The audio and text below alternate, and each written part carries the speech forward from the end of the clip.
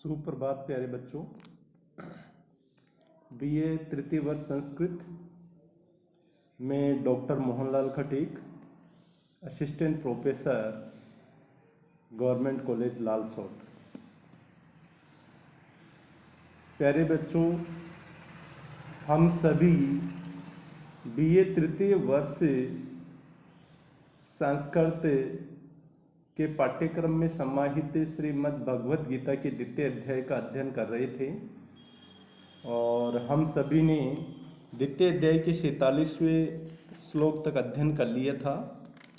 आज हम उससे आगे अध्ययन करने जा रहे हैं। आपको पूर्व में पढ़ा दिया गया था, जैसा कि आपको मालूम है कि युद्ध भूमि पर श्री कृष्ण अर्जुन को उपदेश दे रहे थे और वो उपदेश देने की क्यों ज़रूरत पड़ी श्री कृष्ण को, क्योंकि श्री अर्जुन युद्ध भूमि पर अपने जो परिवारजन थे, बंधु बांधव थे, गुरुजन थे, उनको देख करके विचलित हो जाते हैं, किंग कर्तव्य विमूढ़ हो जाते हैं कि मेरे लिए यहाँ पर क्या करना श्रेयस्कर होगा। क्या मैं इन सभी बंधु बांधवों गुरुजनों को मार दूंगा तो मैं पाप का भागी नहीं बनूंगा। इससे तो बढ़िया है कि मैं भिक्षावृत्ति ही ग्रहण कर लूँ। तब श्री कृष्ण अर्जुन को उपदेश देते हैं और उपदेश में उन्होंने सबसे पहले ज्ञान का उपदेश दिया, विचार ज्ञान का उपदेश दिया और विचार ज्ञान का उपदेश देने के बाद में वो फिर निष्काम कर्म का उपदेश देने लग गए थे। निष्काम कर्म किसे कहते हैं? निष्काम कर्म कहते हैं कि किसी भी कार्य को करते समय ये करने वाले के द्वारा उस काम के फल की इच्छा नहीं करना ही निष्काम कर्म है और इसी को ही गीता में योग कहा गया है, यानी निष्काम कर्म योग। इसी को ही गीता में क्या कहा गया है? योग कहा गया है। तो श्री कृष्ण अर्जुन से कह रहे हैं कि ये चारों वेद तो सत्व, रज और तम तीनों गुणों से उत्पन्न कार्य रूप संसार को विषय बनाने वाले हैं, अर्थात विवेचन करने वाले हैं। और तुम तीनों गुणों से शून्य हो, उनसे ऊपर उठे हुए हो, यानी निष्कामी असंसारी हो और तुम्हारे में किसी प्रकार का द्वंद्व नहीं है और तुम नित्य सत्वस्तु में स्थित हो और योग और क्षेम से शून्य हो, इसलिए तुम आत्मपरायण बन जाओ। आत्मपरायण बन जाओ। जिस प्रकार एक भरे पूरे जलाशय के प्राप्त होने पर छोटे तालाब, कुएं आदि में मनुष्य का थोड़ा सा प्रयोजन रहता है, यानी जितना प्रयोजन रहता है, उसी प्रकार ब्रह्म ज्ञान से संपन्न ब्राह्मण का या व्यक्ति का समस्त वेदों में उतना ही प्रयोजन रहता है। आगे श्री कृष्ण कहते हैं कि हे अर्जुन, तुम्हारा कर्म में ही अधिकार होना चाहिए, यानी निष्काम कर्म में ही अधिकार होना चाहिए। फल की इच्छा नहीं होनी चाहिए, क्योंकि फल की इच्छा करने वाले को उस कार्य का फल मिलता है, चाहे अच्छा हो चाहे बुरा हो। इसलिए तुम्हें निष्काम कर्म करना चाहिए। निष्काम कर्म करने से तुम्हें उसका फल नहीं मिलेगा। अगर बुरा फल होगा तो वो नहीं मिलेगा, अच्छा फल होगा तो तुझे मिलेगा। कर्म न करने में भी तुम्हारी प्रीति नहीं होनी चाहिए, यानी तूने जन्म लिया है तो तुझे कर्म करना आवश्यक है। यानी अगर तू ऐसा सोचता है कि मैं कर्म ही न करूं तो क्या होगा, तब श्री कृष्ण कह रहे हैं कि कर्म करना तो जरूरी है, क्योंकि कर्म नहीं करने में तुम्हारी प्रीति नहीं होनी चाहिए, क्योंकि कर्म करना तो बहुत ही जरूरी होता है।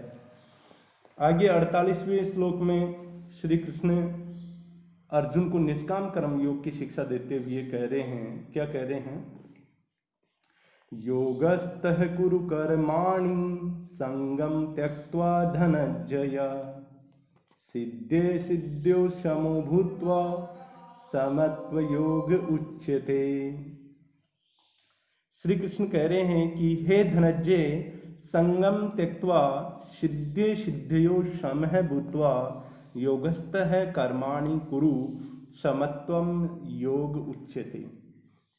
हे धनंजय, हे अर्जुन, संघम त्यक्त्वा, यानी आसक्ति को छोड़ करके, संघम त्यक्त्वा आसक्ति को छोड़ करके, अर्थात अनासक्ति भाव से, अनासक्ति भाव से। यहाँ आसक्ति का अर्थ है अर्थात कर्म के पीछे फल की इच्छा को छोड़ करके, कर्म के पीछे फल की इच्छा को छोड़ करके, सिद्धि असिद्धयो, यानी सिद्धि और असिद्धि में, यानी सुख और दुख में, यानी द्वंद्वों में, समह भूत्वा, यानी समत्व होकर के, समह भूत्वा अर्थात समान रूप से होकर के, यानी अपनी मनोदशा समान रूप से बना करके, यानी तुझे दुख का दुख नहीं होना चाहिए और सुख में सुखी नहीं होना चाहिए, यानी सिद्धि और असिद्धि में, यानी जय और पराजय में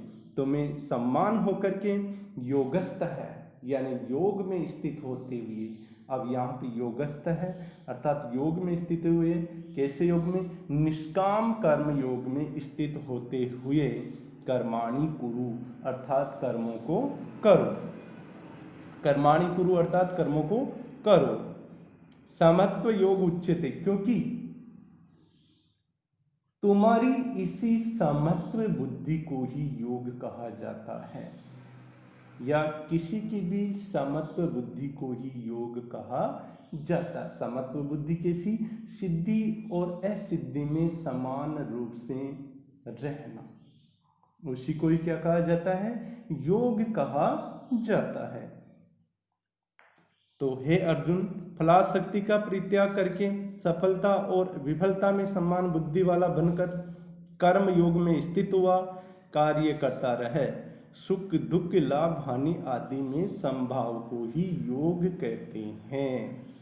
इसकी व्याकरणात्मक टिप्पणी अगर अपन देखते हैं तो त्यक्त्वा जो शब्द है उसमें त्यज धातु है और के लिए अर्थ में त्वा पड़ते हैं। सिद्धि में सिद्ध धातु से तिन पड़ते हैं, समत्व में त्व पड़ते हैं भाव अर्थ में। योग है युज धातु से घइये पड़ते हैं, भूत्वा में भू धातु से त्वा पड़ते हैं। समत्व का मतलब क्या है? जो भी कर्म किया जाए उसके पूर्ण होने या न होने में तथा उसके फल व अफल में समभाव रहने का नाम ही समत्व है। अर्थात तू कोई श्री कृष्ण अर्जुन से कह रहे हैं कि अगर तू कोई कर्म करता है तो उस कर्म का, और कर्म भी क्या? निष्काम कर्म योग, और वो निष्काम कर्म योग अगर तू करता है तो उसके फल और अफल में समभाव रहने का नाम ही समत्व है। अर्थात हे अर्जुन, तुम आसक्ति को छोड़कर सुख दुख जय पराजय आदि में समान बुद्धि वाला होकर निरंतर कर्म करता रहे। चलिए अगले श्लोक का अध्ययन करते हैं।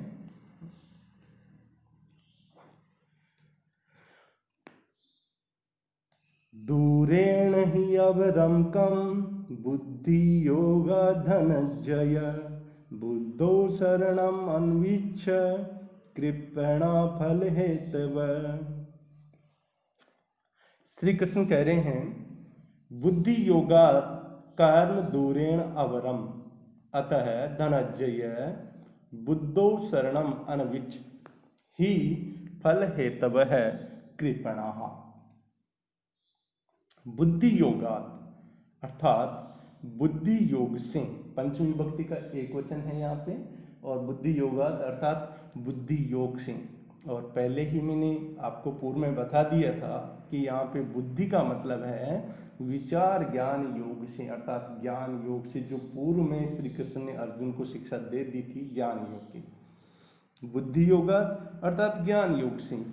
कर्म अर्थात सकाम कर्म, सकाम कर्म। दूरेण, अब यहाँ पे जो कर्म आया है, अकेला कर्म आया है, उसका मतलब है सकाम कर्म, यानी जिस काम के पीछे या कार्य के पीछे फल की इच्छा होना उसे सकाम कहा जाता है। दूरेण यानी अत्यंत, अवरम अर्थात तुच्छ है, अर्थात ज्ञान योग से सकाम कर्म अत्यंत तुच्छ है, अत्यंत तुच्छ है।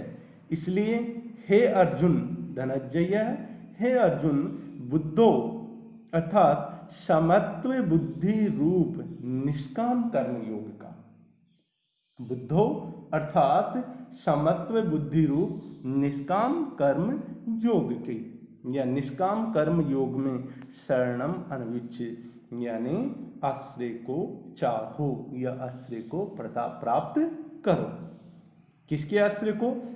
समत्व बुद्धि रूप निष्काम कर्म योग के आश्रय को प्राप्त करो या चाहो ही, क्योंकि फल हेतु है कृपणः, अर्थात फल हेतु है, अर्थात कर्म के पीछे फल की इच्छा करने वाले,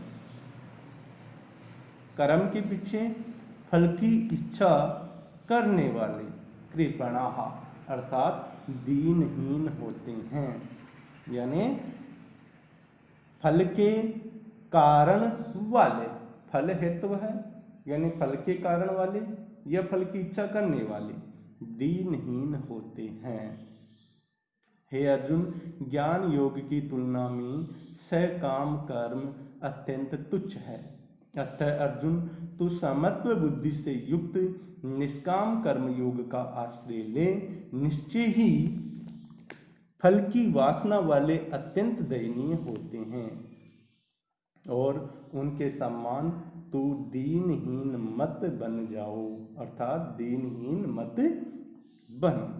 शरणम में श्री धातु से ल्युट पढ़ते हैं, श्री धातु से ल्युट पढ़ते हैं और इस पद्य में सकाम कर्म की निंदा करके निष्काम कर्म योगी की प्रशंसा की गई है। चलिए अगले श्लोक का अध्ययन करते हैं। बुद्धि युक्त जहाति ही है उभे सुकृत दुष्कृते, तस्माद् योगाय युज्यस्व योगः कर्म सुकौशलम। बुद्धि युक्त है। अब यहाँ पे बुद्धि युक्त का मतलब है बुद्धि से युक्त, और कैसी बुद्धि से युक्त? समत्व बुद्धि से युक्त, अर्थात ऐसा विचार या ऐसा ज्ञान या ऐसी बुद्धि जो समत्व हो, अर्थात सुख दुख में, जय पराजय में आदि में सम्मान हो, अर्थात सुख में सुखी ना हो और दुख में दुखी ना हो, जय में अत्यधिक प्रसन्नता ना हो और अजय में या पराजय में अत्यधिक अप्रसन्नता न हो, अर्थात अप्रसन्नता न हो, उसे ही समत्व बुद्धि से युक्त प्राणी कहा गया है। तो श्री कृष्ण कह रहे हैं कि समत्व बुद्धि से युक्त प्राणी सुकृत दुष्कृते, अर्थात अच्छे कार्य, सुकृत यानी अच्छा कार्य और दुष्कृत यानी बुरे कार्य, अर्थात पुण्य और पाप, पुण्य और पाप उभय दोनों को ई है, अर्थात इस संसार में या इस लोक में जहाती छोड़ देता है, अर्थात ऐसा पुरुष जो समत्व बुद्धि से युक्त है वह पाप और पुण्य दोनों को इस लोक में छोड़ देता है, अर्थात उनसे लिपायमान वह नहीं होता है। तस्मात् इसलिए हे अर्जुन, इसलिए योगाय उस समत्व बुद्धि योग के लिए ही, उस समत्व बुद्धि योग के लिए ही युजस्व तुम प्रयत्न करो, उसी समत्व बुद्धि योग के लिए तुम प्रयत्न करो, क्योंकि योग है, क्योंकि यह समत्व बुद्धि योग ही कर्मसु कौशलम, अर्थात सभी कर्मों में कुशल है, अर्थात सभी कर्मों में कुशल है। समत्व बुद्धि रूप योग ही कर्मों में चतुरता है, अर्थात कर्मों में कुशल है, अर्थात कर्म बंधन से छूटने का मार्ग है। हे अर्जुन, समत्व बुद्धि से युक्त पुरुष पाप पुण्य दोनों को छोड़ देता है, उनमें लिप्त नहीं होता है। अतः हे अर्जुन, तू समत्व बुद्धि योग के लिए चेष्टा कर। यह है समत्व बुद्धि योग, कर्मों के बंधन से छूटने का सुंदर व सरल मार्ग है। बुद्धि युक्त है, बुद्धिया युक्त है इति बुद्धि युक्त है। तृतीय तत्पुरुष समास है। युद्ध धातु से तय प्रत्यय करने पर युक्त बनता है। सुकृत दुष्कृते सुकृतम च दुष्कृतम च इति द्वंद्व है। सुकृत सु उपसर्ग पूर्वक क्री धातु से तय प्रत्यय करने पर बनता है और दुष्कृत दुष् उपसर्ग पूर्वक क्री धातु से तय प्रत्यय करने पर बनता है। कौशलम में यहाँ पर कुशल शब्द से अण प्रत्यय है। इस श्लोक में समत्व बुद्धि से युक्त मनुष्य पाप पुण्य से ऊपर उठ जाता है। यह बुद्धि और उससे युक्त निष्काम कर्म योग ही समस्त कर्म बंधनों से छुड़ाता है, ये बताया गया है। धन्यवाद।